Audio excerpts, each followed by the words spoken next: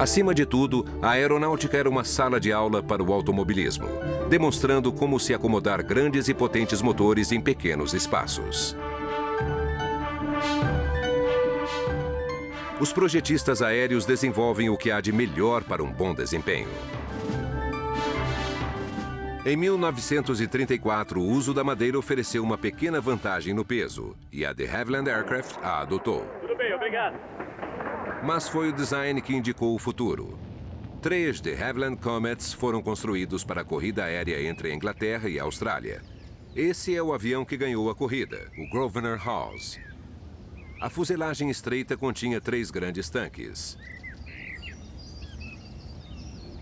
Aqui atrás sentavam o piloto e o copiloto, um atrás do outro.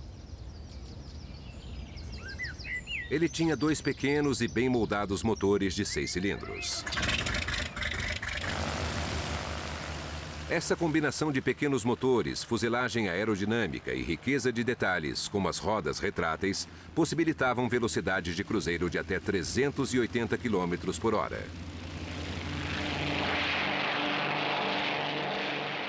Esse arranjo voltaria 5 anos depois na forma do mais rápido bombardeiro da Segunda Guerra, o Mosquito.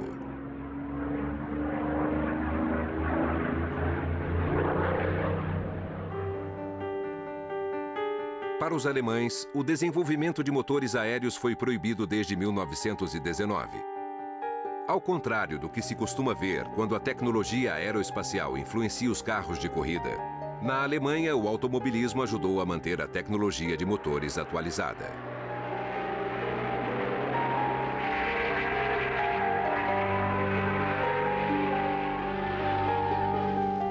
Em 1937, o Messerschmitt foi montado com motores V12 superalimentados da Daimler-Benz.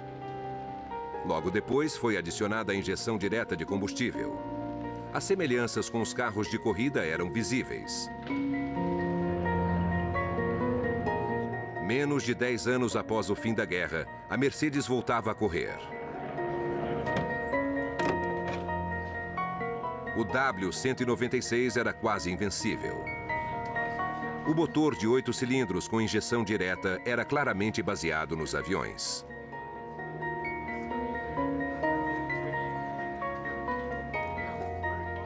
Dez anos antes, houve outra criação de carros de competição na Alemanha nazista. O carro da Auto Union era bem diferente.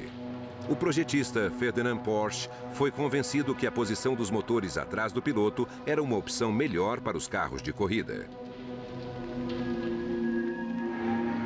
A Auto Union começou em 1934. Eles eram únicos no que faziam. O tanque de combustível era colocado entre o piloto e o motor, este um 16 cilindros superalimentado. Um sistema tubular ligado ao radiador alimentava todo o motor. O cockpit espartano tinha todas as características dos projetos aéreos. Em 1937, as corridas dominadas pelas equipes alemãs se aproximavam de velocidades de 320 km por hora. Novas regras limitando o peso dos carros em 750 quilos visavam segurar esse aumento da velocidade. A ideia era limitar o tamanho e a potência dos motores, mas o desenvolvimento de novos materiais mais leves simplificou e diminuiu o tamanho dos componentes, fazendo as restrições terem pouco efeito. A Mercedes foi a que mais se beneficiou. Os carros da Porsche tiveram problemas de projeto. A suspensão revolucionária e os motores altos e pesados os tornaram impossíveis de se guiar.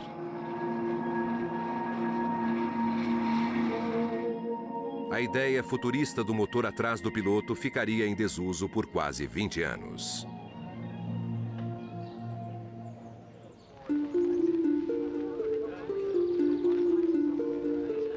Em 1951, pilotos novos e aspirantes se misturavam aos mais antigos e mais experientes.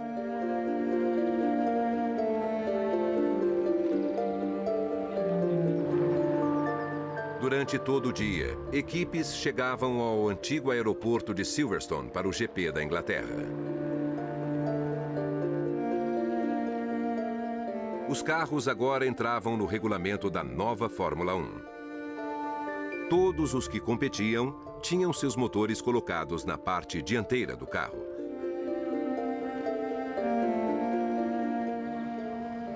Era um esporte estranho por contar com a participação de ricos amadores.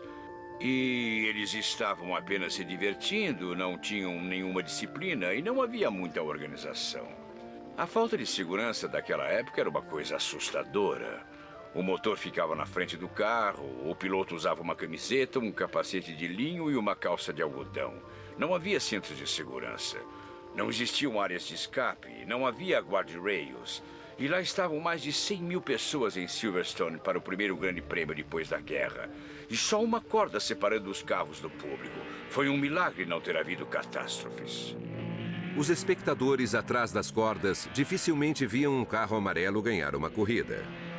Nas corridas do começo da década de 50, os carros vermelhos, tradicionais da Itália, tinham os melhores motores e ganhavam quase todas.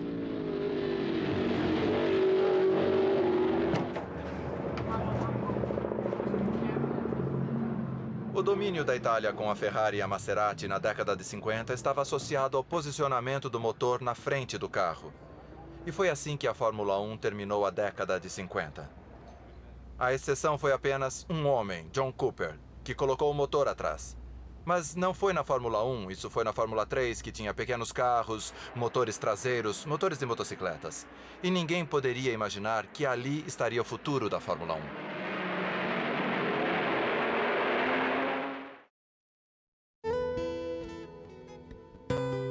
O futuro da Fórmula 1 no pós-guerra começou em 1947, nos fundos de uma garagem no subúrbio de Londres. O engenheiro John Cooper, visto no meio da foto, projetou e construiu carros para a chamada categoria dos pobres, a Fórmula 3.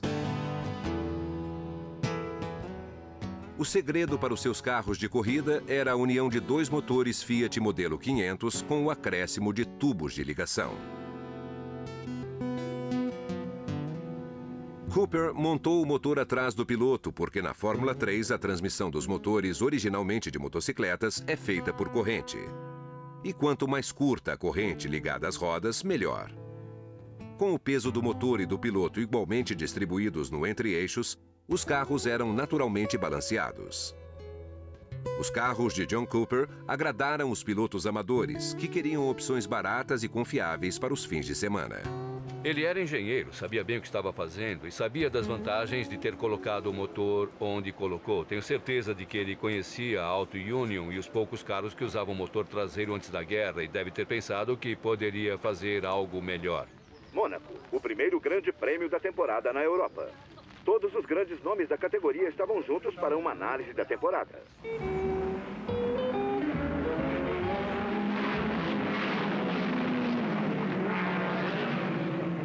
Webber agora em segundo.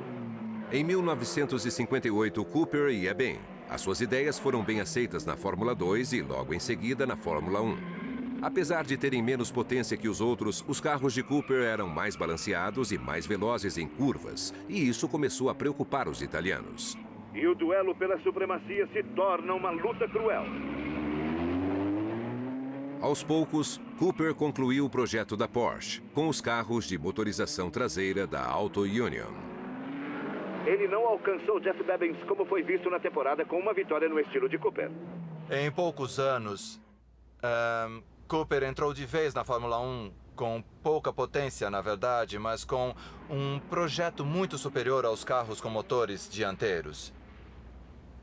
E aí o Colin Chapman, provavelmente o homem mais criativo que a Fórmula 1 conheceu na segunda metade do século, copiou a ideia para a sua Lotus. Jim Clark conquistaria o seu primeiro título mundial na revolucionária Lotus 25 de Chapman, em 1963.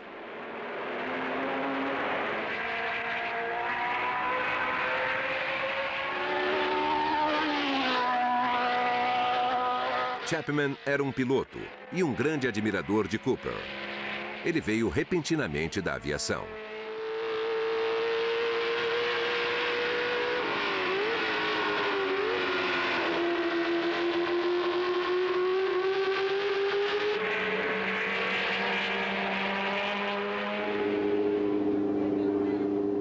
O chassi do modelo 25 era um monoposto. O piloto quase se deitava para pilotar, diminuindo o centro de gravidade e melhorando a aerodinâmica do carro. Conseguiram uma economia de peso usando a suspensão traseira como suporte para o motor e a caixa de câmbio. A Lotus 25 aumentou o domínio dos ingleses na Fórmula 1. No começo dos anos 60, foi a Ferrari que copiou. A essa altura, era impossível correr na Fórmula 1 se você não tivesse um motor traseiro. Porque isso balanceou o carro, também melhorou o controle e a aerodinâmica melhorou. Tudo era um novo conceito de carro. Outro novo conceito de motorização apareceu em 1967. Chapman e o projetista de motores Keith Duckworth transformaram o motor em parte da estrutura básica, fixando-o na parte de trás do chassi monoposto. Vamos ver se tudo vai andar junto. Pois não. Agora, vamos lá. Assim. Calma, devagar, Certo. devagar. Desça um pouco.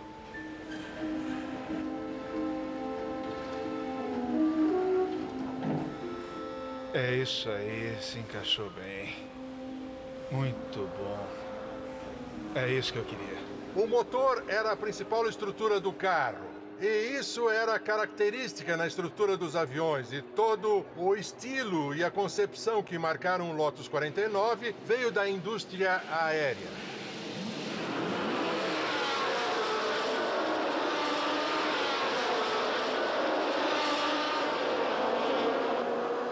Em 1967, todas as equipes usavam o motor traseiro no estilo Cooper.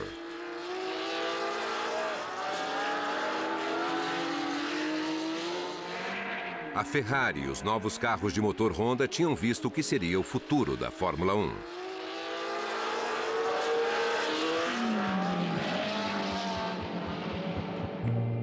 Mas a inovação de Chapman, usando o motor como parte estrutural do carro, era imbatível. O campeonato estava em suas mãos. O desafio passou para fora das pistas de corrida. Um jogo tecnológico de gato e rato começou a surgir assim que os dirigentes começaram a criar regras para limitar os avanços. Carros com 6 rodas, como a Tyrrell Ford, tentavam diminuir o arrasto dos grandes pneus.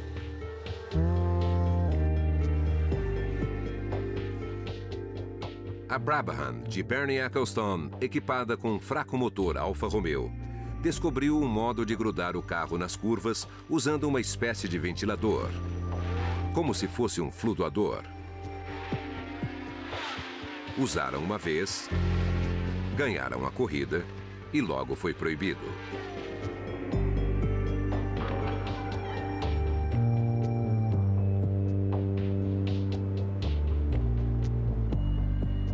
Devido a esse fascínio, a batalha de cada equipe impulsionando fábricas secretas só poderia resultar em uma coisa. Está claro que agora é possível fabricar carros que não precisam nem do piloto. Hoje se pode programar um carro para que faça tudo o que se quiser. Não dá para se fazer isso de dentro do carro, mas pode-se fazer dos boxes usando comandos e botões de controle. Mas ninguém verá isso acontecer de verdade.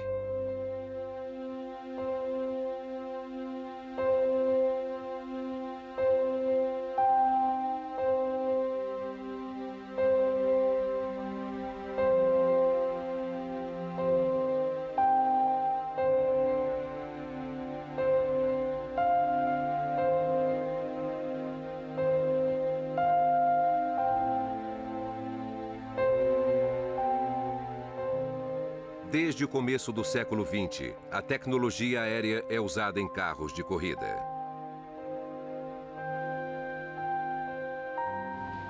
Aos poucos, mas cada vez mais rápidos, os carros de corrida se parecem menos com carros comuns e mais com aeronaves. Com certeza, isso que estamos vendo se parece mais com uma fuselagem de avião do que com um carro usado por pessoas no dia a dia. Eu sempre achei que, se estivéssemos em 1942, Patrick Head estaria na vanguarda do